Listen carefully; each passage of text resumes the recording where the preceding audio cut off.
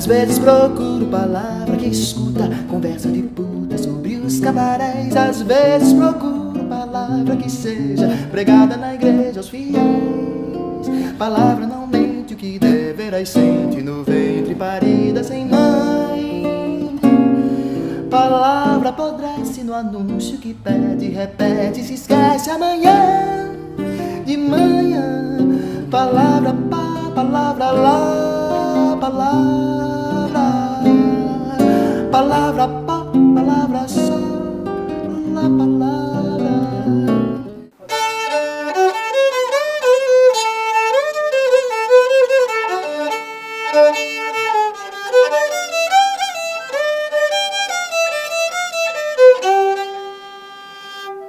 Rabecas e violas vão troar aqui na Alta Frequência. Temos Caio Padilha hoje. Tudo bom, cara? Tudo bem. Prazer ter você aqui. É meu. Caio tá aqui lançando seu primeiro disco. Esse disco aqui, ó, Arrivals, um tipo de, eu ouso dizer que é um tipo de ópera armorial. Se o The Who fez aquela ópera rock com Tommy, Rick Wakeman também com... Você criou esse disco extremamente ousado, uma narrativa por um Nordeste idealizado, de sonho, com ribaçãs voando e caçadores de passarinho à espreita em todas as esquinas. Vamos falar um pouco das suas influências, Caio. Vambora. Eu vou deixar essa grandeza toda que você falou aí por sua conta. Mas sim, o disco tem sim uma carga dramática, tem uma carga operística, vamos dizer assim, do dramático, né? Sim. Existe uma dramaturgia, muito existe forte, o poético muito forte. Porque eu acho que esse é um pouco o nosso papel também. Eu acho que a gente vive hoje dias muito prosaicos. Eu acho que a poesia, a gente precisa deixar ela viva no que a gente faz, porque senão a gente começa a viver um mundo extremamente desencantado, né? Sem encanto nenhum. Eu acho que esse disco traz um pouco disso, traz um encantamento com essas paisagens nordestinas, com essa exuberância, nessas revoadas, né, das arribaçães, inspiradas nessas aves tão miudinhas que atravessam o oceano e voltam, elas migram, né? Elas têm uma força muito grande e é símbolo do sertão nordestino. Sem dúvida. E a gente se debruça sobre isso com a rabequinha. E não só a rabeca, mas é um disco repleto de instrumentos acústicos, né? Ele é um disco muito puritano, muito bonito de se ouvir, né? Muito orgânico. Sim, muito orgânico. A gente está correndo atrás desse som fundamental, né? Desse som que remete um pouco à nossa ancestralidade, né? Que a gente às vezes também acaba perdendo com a coisa do sintético, com a coisa do eletrônico. Às vezes a gente perde um pouco essa conexão com a história ancestral desses instrumentos. Um instrumento como a flauta, por exemplo, que é mais velho do que o planeta Terra, assim. Desde que o homem começou a ser homem que sopra alguma coisa, então a flauta está presente. A rabeca, que é também super antigo, né? Remonta aí as civilizações árabes, chinesas e etc. E por falar em ancestralidade, Caio Padilha é filho de Almir Padilha, e temos aqui 1, 2, 3, 4, 5 músicas do seu pai aqui. Se pudesse, colocava mais, né? Que o disco tinha que ter só 11 faixas. Decidi que o disco ia ter 11 faixas, mas ele tem uma obra vastíssima, né? São 40 anos de carreira, 40 anos aí de festivais, tem uma história no Rio de Janeiro muito comprida, né? De 20 anos, onde conheceu minha mãe. Você, curiosamente, é carioca, né? Acabei nascendo nesse período lá, apesar de já me considerar potiguar pelo tempo que estou aqui, né? Desde os 8 anos de idade, então tenho essa história já muito forte com meu sotaque não nega, né, também, já não me sinto carioca. Já incorporou. Apesar de adorar o Rio de Janeiro, quem não gosta do Rio de Janeiro? Voltando ao seu pai, Sim. Me conta como foi crescer numa casa com músicos como seu pai, sua mãe também, que é pianista. Tinha como fugir da música lá na sua casa? Bem que eu tentei, né, fui fazer ciências sociais. Tentei fugir da música, mas não consegui de jeito nenhum, justamente por essa raiz tão forte, né, essa exposição diária, excessiva e a música, né? Não só pela família, mas os amigos da família e as reuniões que tinha lá em casa.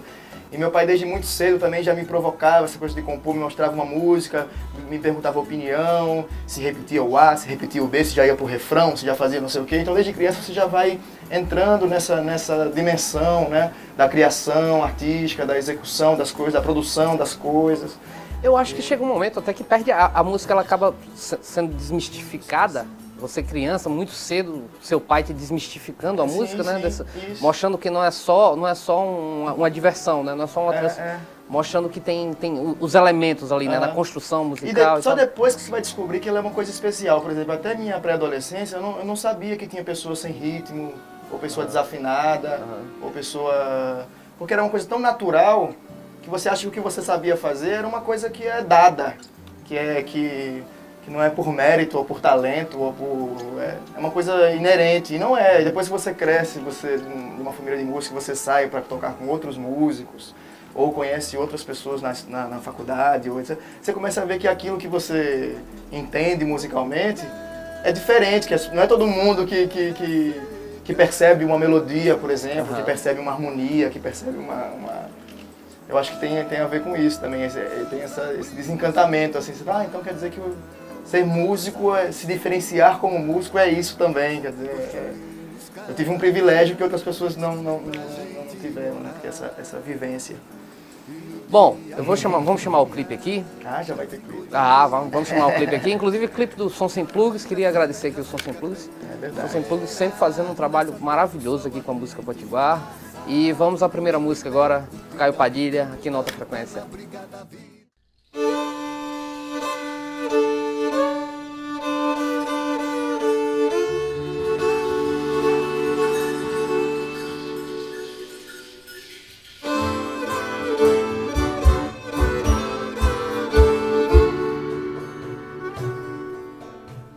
Passarinho voa longe das gaiolas de meu pai, faz seu ninho lá no alto, voa já daqui. Manhãzinha canta baixo, pra ele não ouvir.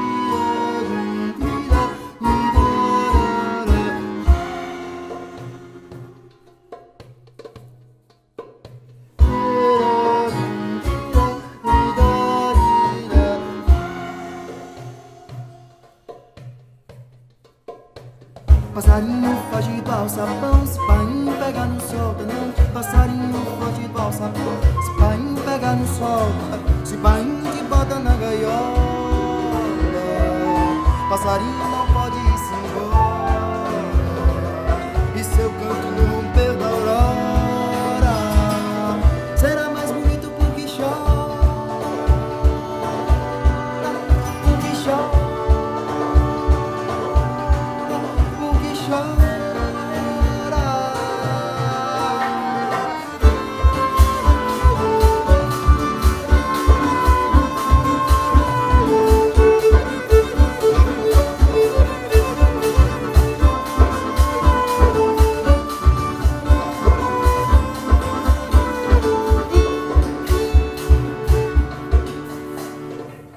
Passarinho voa longe das gaiolas de meu pai, faz seu ninho lá no alto, voa já daqui. Manhãzinha canta baixo, pra ele não ouvir.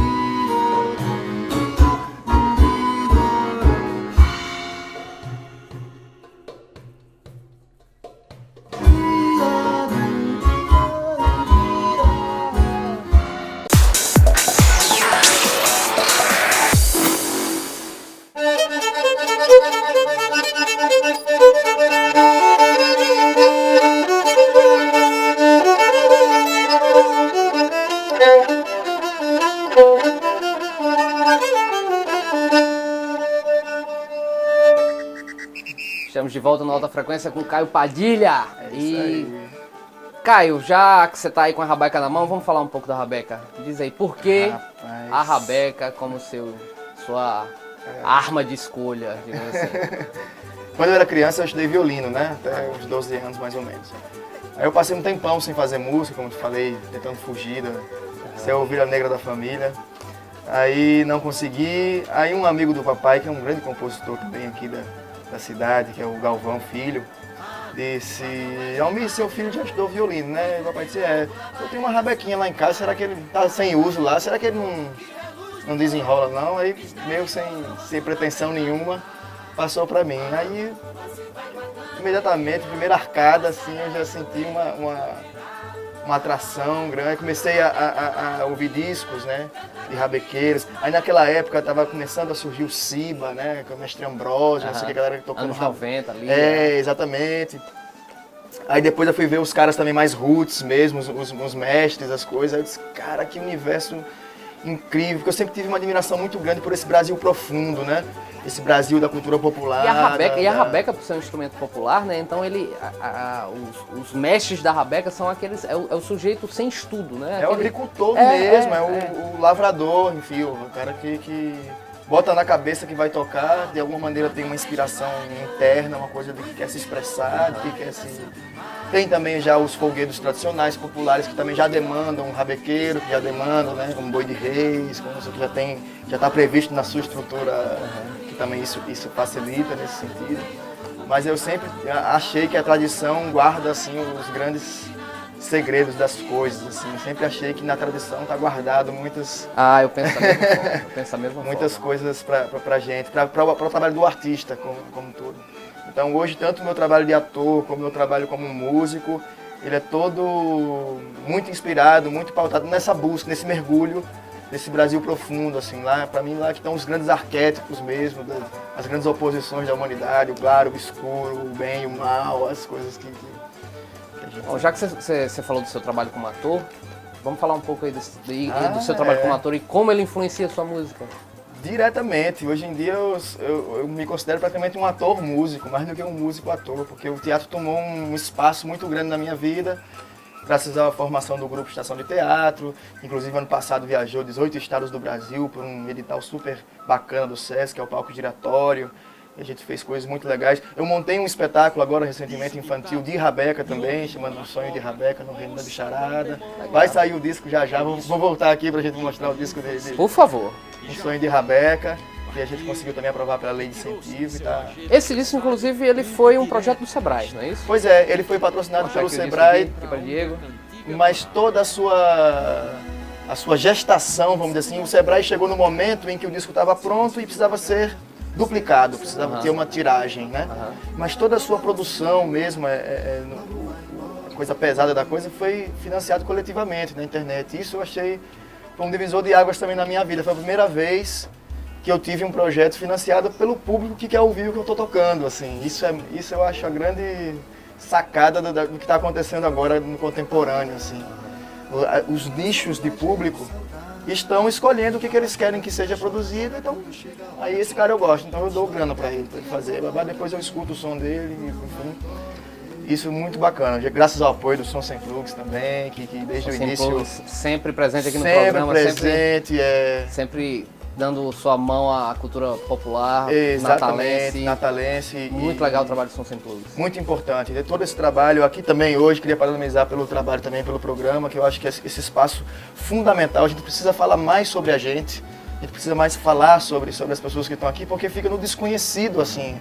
Trabalhos maravilhosos que estão acontecendo por aí, tanto nas artes plásticas, como no cinema, como na música, como no teatro, enfim.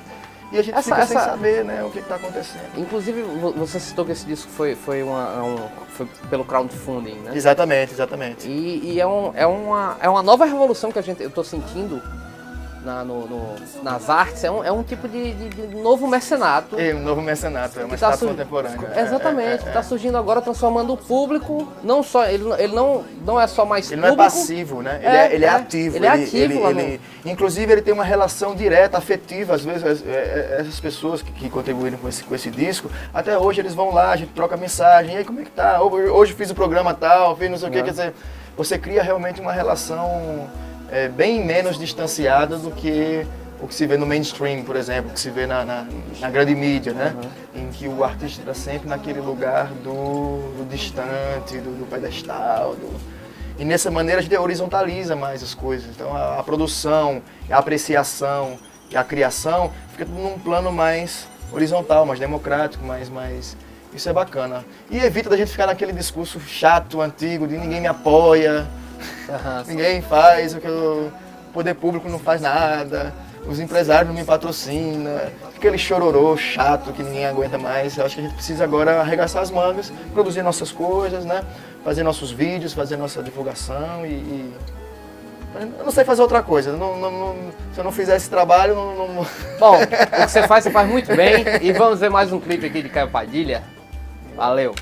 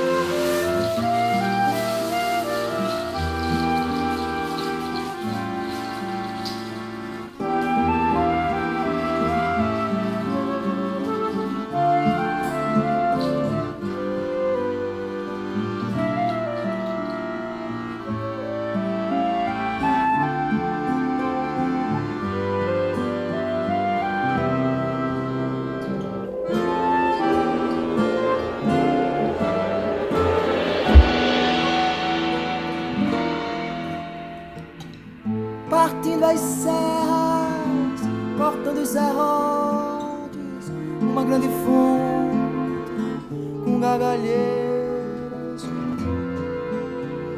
como se fosse um mar.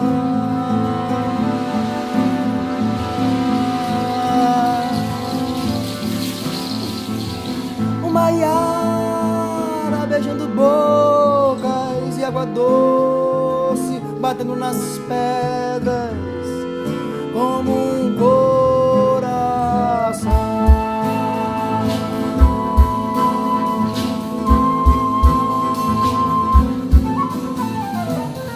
Irmão de cedro do povo, linho branco do seridó, jogo que enche o coxo dos animais, mão que lava os campos de algodão, Minas tesouros, suas águas vão polir. Madre, madre, padre, padre, dos filhos de Acari. Madre, madre, padre, padre, dos filhos de Acari.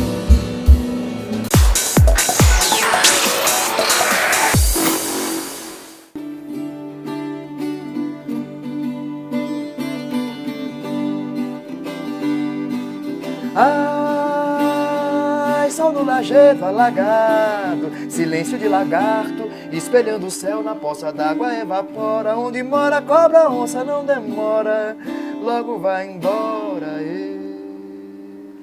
Aonde mora a cobra, a onça não demora. Caio Padilha aqui na Alta Frequência.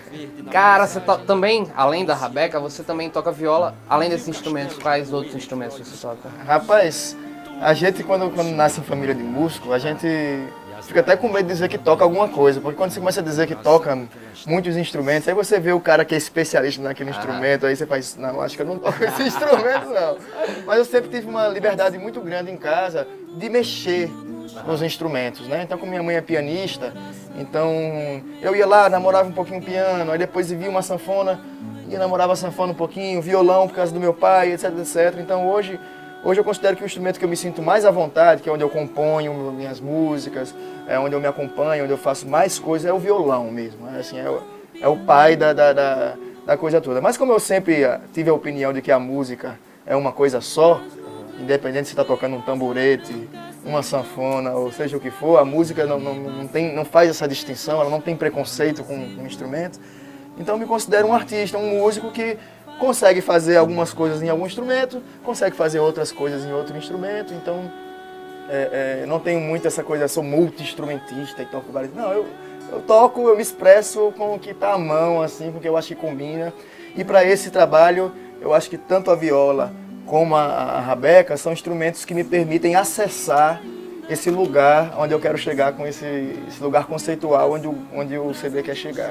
Inclusive, antes de começar o programa, a gente estava conversando e você falou que esteve no Catar, fez uma temporada, passou uma temporada no Catar. Foi a coisa mais inusitada da minha vida, assim. De repente chega um convite, e você não quer vir aqui pro Oriente Médio? Oriente Médio? Primeiro você, né? Você pensa em viajar para qualquer lugar, mas para o Oriente Aí- Médio, ninguém pensa assim, eu vou para o Oriente Médio, né? E as imagens que As alimentam- imagens que são construídas culturalmente, né? Então, Mas esse convite assustador. pintou, um outro grande músico que já estava lá, aliás, grandes músicos que já estavam lá, você conhece um deles, amigo nosso em comum, que é o Diego Brasil, já Claro. estava lá. Sami Tariq já estava lá. Sami Tariq tá nesse disco Tá aí nesse também? disco, fez uma percussão primorosa, maravilhosa. E aí eu fui para substituir, o Diego tinha acabado o contrato lá, não queria mais ficar, depois de 2 anos, eu acho. Eu fui. E foi aí que abriu as portas para mim sair pela primeira vez do Brasil. E graças a Deus, depois disso, não parei mais. Praticamente todos os anos eu dou um pulinho de 1 mês fora, de 3 semanas fora do Brasil para fazer. Antes de começar o programa, a gente estava falando que o disco nasceu no Catar, né? Nasceu Quando você tava lá. lá, numa cultura completamente diferente da nossa. Exatamente. Sofrendo opressão dentro do quarto de hotel, sozinho, com saudade de casa. Exatamente. Uma cultura que já é fechada por si só, Sim. né? Pela questão muçulmana, é uma outra matriz cultural completamente diferente. Eu estava desenturmado, um inglês mais ou menos, árabe nada. Né? Então, o que eu pensei? Eu disse, bom, já que eu estou aqui, vou ter que ficar 1 ano aqui nesse lugar, eu vou produzir alguma coisa, né? Não vou ficar parado. Porque artisticamente tocar num restaurante não te acrescenta muito enquanto expressão artística. Então, assim, eu vou me dedicar. Então, investi no computador, cheguei lá, comecei. Então, quando eu voltei para Natal, já estava com o disco todo alinhavado, todo pré-produzido, e facilitou muito a maturação do disco. Então, O que é muito curioso, que é um disco extremamente nordestino, feito por um carioca no Catar. Exatamente. Eu brinco que o deserto árabe lá parece muito com o Seridó, com alguns trechos da Ainda não tá tanto, né? Mas um dia, exato. infelizmente, vai ficar daquele jeito. É verdade. E continuando, você tá com essa viola aí maravilhosa É, aí no colo. viola caipira. Que instrumento fantástico. Incrível, né? Uma sonoridade Lindíssimo, lindíssimo. maravilhosa. Vamos falar um pouco aí desse instrumento? Como é que é essa afinação?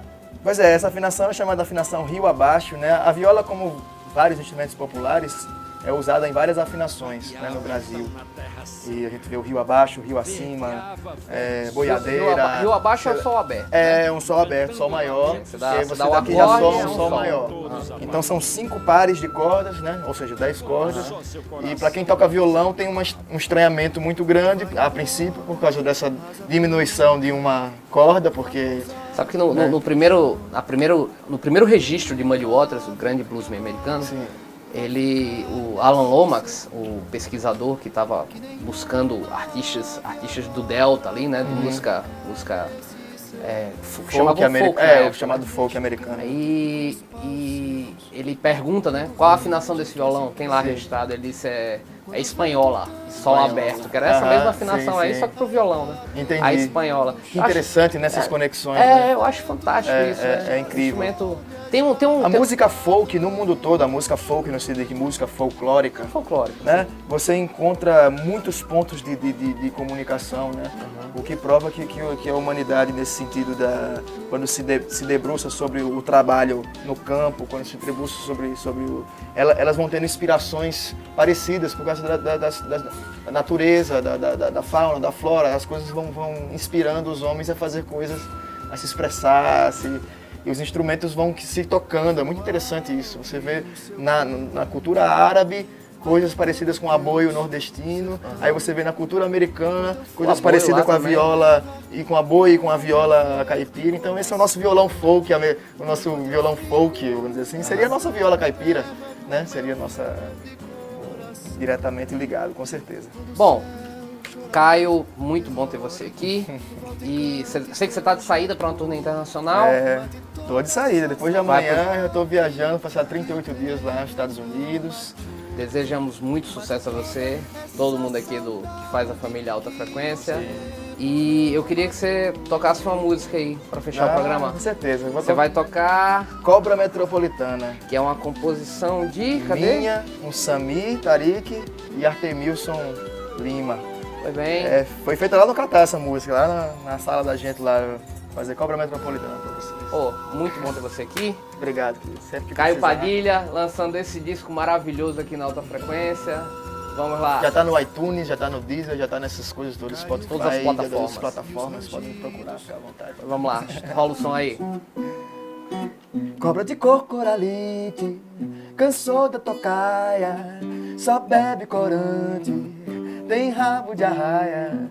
Cobra é bicha o bastante, é broxa do mato, é cobra de fato, ou desvanecida, estirada no túnel metropolitana. A cobra é venosa, é destemporana, casaco de Vênus no frio da noite, por vias da cobra se foge do açoite.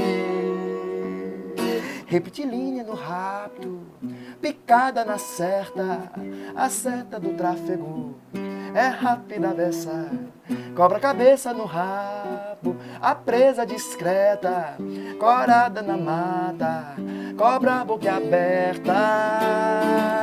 Cobra colidida, cobra descamada, comprida no tempo, marcada na estrada. Cobra aparecida num quarto de moça, no dia ou na noite a cobra remorsa.